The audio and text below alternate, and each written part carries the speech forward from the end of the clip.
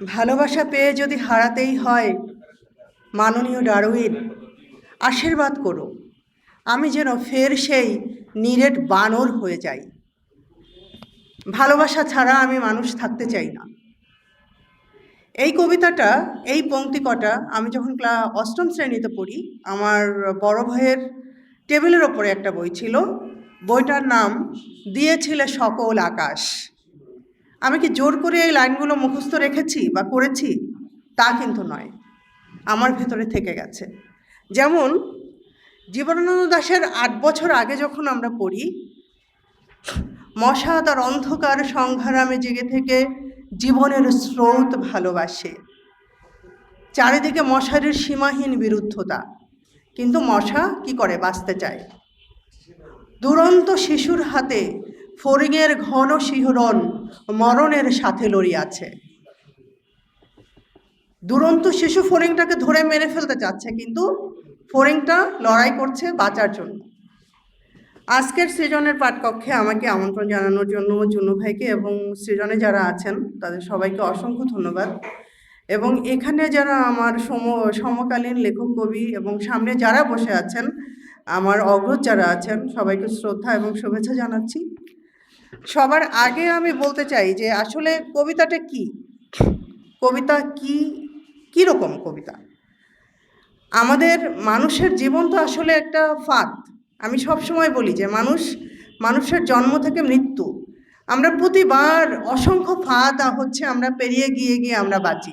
জীবনই একটা নান্দনিক ফাঁদ, সাহিত্য সেরকম আর একটা নান্দনিক ফাঁদ। তো আমাদের রাগ, ক্ষোভ, স্বপ্ন, প্রেম, হতাশা, বিচ্ছেদ, এগুলোর যে বর্ণমালার স্কেচ বা বর্ণমালার চিত্রকল্প, সেটাই তো আসলে কবিতা, যেটা গদ্য থেকে আলাদা। কবিতা যখন আমরা এই বিশ্ব সাহিত্য সহ বাংলা সাহিত্যে যে সফল কবিতাগুলো আমরা দেখি, সেই কবিতায় মোটা দাগে আমরা কি বৈশিষ্ট্য দেখি? ভাবের প্রবল্য, মানে কবিতার ভিতরে হয় তীব্র প্রেম থাকবে, না হয় বিচ্ছেদ থাকবে, না হয় যন্ত্রণা থাকবে, না হয় স্বপ্ন থাকবে, না হয় হতাশা থাকবে, না হয় বিপন্নতা থাকবে। মানে কবি বিষে নীল হয়ে গিয়ে হয়তো সেটা লিখেছেন। ছন্দের দোলা, যেটা হচ্ছে হোসেন আলমগীর অনেক বলেছেন, মাত্রাবৃত্ত, স্বরবৃত্ত, অক্ষরবৃত্ত, কিংবা এর বাইরে গিয়ে মুক্তক ছন্দ বা গদ্য ছন্দ। চিত্রকল্প ও কল্পনা, চিত্রকল্পটা হচ্ছে এমন জিনিস যেটা হচ্ছে পাঠককে ওই জায়গাটা রিলেট করতে দেয়। যেমন চিত্রকল্পের একটা বর্ণনা যদি আমরা বলি, যেমন জীবনানন্দ দাশ বলছেন, 1000 বছর ধরে পথ হাঁটিতেছি পৃথিবীর পথে। কত বছর ধরে হেঁটে যাচ্ছে আমাদের মনের কোণে ভেসে ওঠে। প্রতীকী রূপ বা কল্পনা, কবি সব কথা হচ্ছে আসলে একবার একটা ইন্টারভিউতে পড়েছিলাম যে সাহিত্যটা আসলে কি। একটা ছেলে একটা মেয়েকে বলবে যে আমি তোমাকে ভালোবাসি, এখন এইটা সে সরাসরি না বলে বলবে যে তোমার চোখের কথা কল্পনা করে আমি ঘুমাতে পারিনি, বা হচ্ছে তোমার চোখের ভিতরে আমি গরম ভাতের ওম পাই। এটাই তো আসলে সাহিত্য, এই ঘুরিয়ে বলাটা, এই যে ব্যাপারটা। সঙ্গীতময়তা বা সুরধ্বনি, যেটা আবুল হাসানের কবিতায় আমরা খুবই পাই, লক্ষ্মী বউটিকে আজ আর কোথাও দেখি না। এই যে গীতলতা, এই গীতলতা কবিতাকে, এই গীতলতাটা গদ্যও থাকে, কারণ গদ্যরও একটা অন্তর্নিহিত ছন্দ কিন্তু আসলে আছে। সেটা হচ্ছে কবিতা থেকে, গদ্য থেকে কবিতাকে আলাদা করে। আর কিছু আছে যে ধ্বনি মাধুর্য বা অন্তমিল, পঠনযোগ্যতা, যেটা ছড়ার ক্ষেত্রে অনেক বেশি আমি মনে করি প্রতীয়মান। তো এই যে বৈশিষ্ট্যগুলোর কথা আমি বলেছি, সেই বৈশিষ্ট্যগুলো মোটামুটি এই মৃত্যু অথবা এই নির্বাসন যে কাব্যগ্রন্থটা, সেটার ভিতরে আমরা পাই না যে এমন না। কিন্তু কিছু কিছু লাইন আছে যেটা পাঠককে খুবই গভীরভাবে আলোড়িত করে। যেমন আমি কিছু লাইন পড়ছি। তিসির খেতে মসুরের গোপন অভিসার, শ্রাবণের চাদর মাখা মেঘের মায়ায়, বৃষ্টির আদর রোদে শুকালেও একটু কাছে থেকো। মানে এই যে কবির অ্যাপিল, এটা কিন্তু আমাদের মনকে আর্দ্র করে।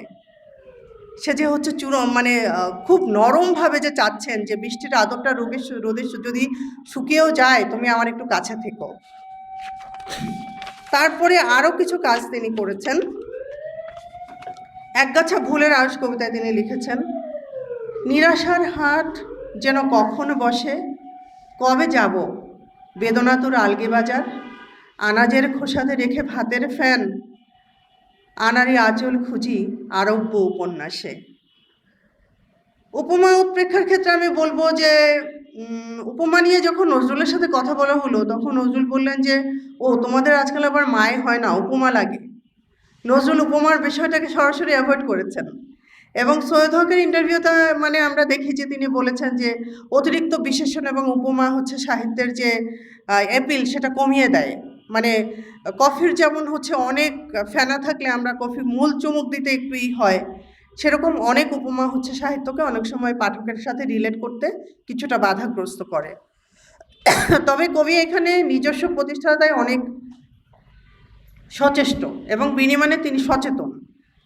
আমি একটা লাইন পড়ছি, জোনাকিরে ঝাঁঝরা পিঠে ব্র্যাকেট ভর্তি জীবন, পুরানো সিগনালে দেবে ভাড়ার নগ্ন অত্যাচার, পৃষ্ঠা 23, পলিপাড়ার নিনাদি জল।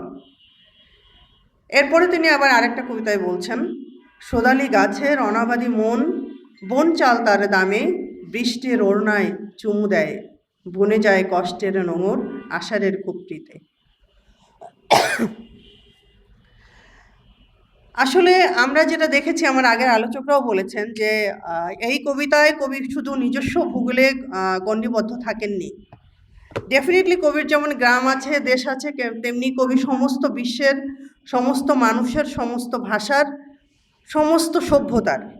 তো উনি এইখানে হচ্ছে মানে বৈশ্বিকভাবে উনি কাজ করেছেন। যেমন এর আগে হচ্ছে আমার আগে আহমেদ বাশার বলেছেন যে মাউন্ট হারমোনে লক্ষ প্রাণীর সমাবেশে দেখলাম আমি ফিলিস্তিনি ঘরভর্তি মানুষের লাশ। তো এখন আমি যে কথাটা বলতে চাই যে কবিতায় উনি উপমা উৎপ্রেক্ষা এবং নিজস্বতা তৈরি করতে গিয়ে কোনো কোনো সময় ওনার কবিতার গীতলতা বা নিমজ্জন সীমিত হয়ে পড়েছে, যেটা পাঠকের কাছে দুর্বোধ্য হয়ে উঠেছে। এই বিষয়গুলোর দিকে ওনার খেয়াল রাখা দরকার। আরেকটা জিনিস আমি বলবো যে শঙ্খ ঘোষ যেমন বলছেন যে শব্দই ব্রহ্ম, শব্দই হচ্ছে, আমরা শব্দ দিয়ে অনুভূতিকে বুঝাই, উপলব্ধিকে বুঝাই। তেমনি রিচার্ড রলি কিন্তু শব্দ বিন্যাসের উপর জোর দিয়েছেন, কোন শব্দের পরে কোন শব্দ, সেই বিষয়গুলো অনেক জরুরি। তবে শেষের আলোচনায় আমি বলতে চাই যে কবি সবচেয়ে বেশি রাজনৈতিক। আমরা যদি খলিল জিবরানকে দেখি, আমরা যদি পাবলো নেরুদাকে দেখি, আমরা যদি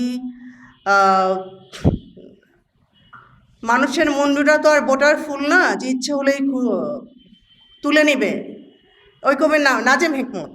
এম আই রাইট আনোয়ার ভাই? নাজেম হিকমত না? নাজেম হিকমত এবং নজরুল।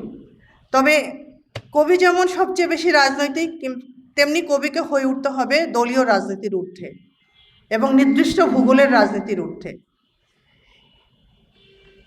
এই কবির ক্ষেত্রে আমি বলবো যে অনেকগুলো কবিতাই এই বইয়ের আমার অনেক ভালো লেগেছে।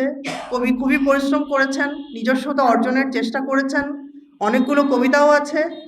তবে কবিতার গীতলতার দিকে যদি উনি খেয়াল রাখেন এবং দুর্বোধ্যতা আড়াল তৈরি করতে গিয়ে দুর্বোধ্যতা থেকে যদি উনি অ্যাভয়েড করেন, তাহলে হচ্ছে পাঠক খুব ভালো কিছু কবিতা পাবে।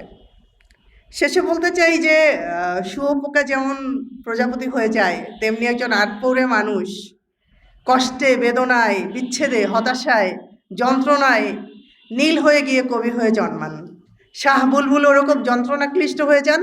21 শতক আমাদেরকে খুব সফল একজন কবি উপহার দিক। তবে আমি একটু প্রিভিলেজ নিচ্ছি, আমি ওনার একটা কবিতা পাঠকদের উদ্দেশ্যে একটু পাঠ করছি। রাত্রির মেঠো পিপাসায় গিলে নাই নির্জন বালুচর, এক পাল জ্যোৎস্না বনে পাহাড়ের চাঁদ ডোবা অন্ধকারে সুরিপথ নিবে গেলে, বন্য গভীরতায় শয্যাগত হয় বয়সের তীর। ঝিঝি পোকার গা কুণ্ডলতার প্রাসাদে বেঁধেছে নষ্ট জীবন, সোদালি গাছের অনাবাদী মন, বন চাল তার দামে, বৃষ্টির ওড়নায় চুমু দেয়, বনে যায় কষ্টের নোঙর আষাঢ়ের খুপটিতে। ভুলের ডাঙায় মোড়ে দেয়ারি বাঁশের বন ডুবে যায় ঝিনুকের নায়ে। বালিশের পিঠে জমে স্মৃতির নীল পিড়ি, পাঁচ শিকের মাঠওয়ালা আজও ডেকে যায়, একটু নেবে গো মেঘের মাথুলি মন। সবাইকে অজস্র ধন্যবাদ।